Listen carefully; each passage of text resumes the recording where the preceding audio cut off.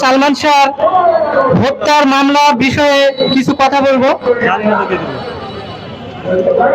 সালমান শাহ হত্যার পিছনে অনেকে জড়িত আছে, সেক্ষেত্রে ডনকে ধরা হয়েছে।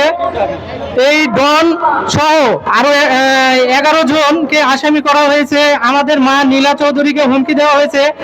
আমাদেরই প্রিয় বড় ভাই মামুন ভাইয়ের আইডিতে একটা আইডি থেকে হুমকি দেওয়া হয়েছে যে শাকিল কিবরিয়া নামে আইডি থেকে হুমকি দেওয়া হয়েছে যে যদি মা নীলা চৌধুরী এটা নিয়ে বাড়াবাড়ি করে তাহলে সালমান শাহর মতো তার ভাইকেও হত্যা করা হবে। কেন?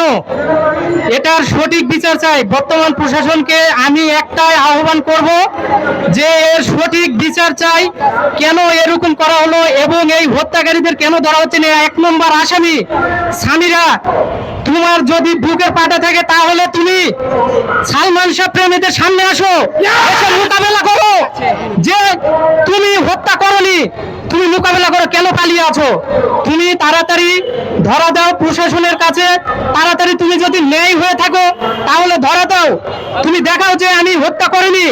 তুমি খুনিদের মতো পালিয়ে আছো, তোমার কখনোই ক্ষমা নেই। তুমি যদি প্রিয় সালমান শাহকে ভালোবেসে লালন করছিলে, বিয়ে করছিলে, তাহলে কেন তুমি পালিয়ে আছো? কেন তুমি সালমান শাহর জন্য তুমি কেন ভালোবাসা ব্যক্ত করো নাই? প্রত্যেকটা চ্যানেলে তোমাকে দেখি সালমান শাহ এবং মা নীলা চৌধুরীর বিষয়ে অবজ্ঞা এবং অবমাননা করার বিভিন্ন বিষয় নিয়ে কথা দেখি। কেন?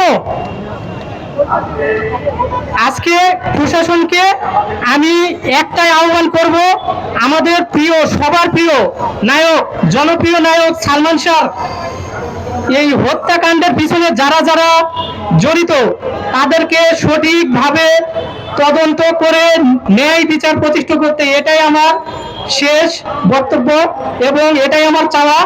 ধন্যবাদ সকলকে।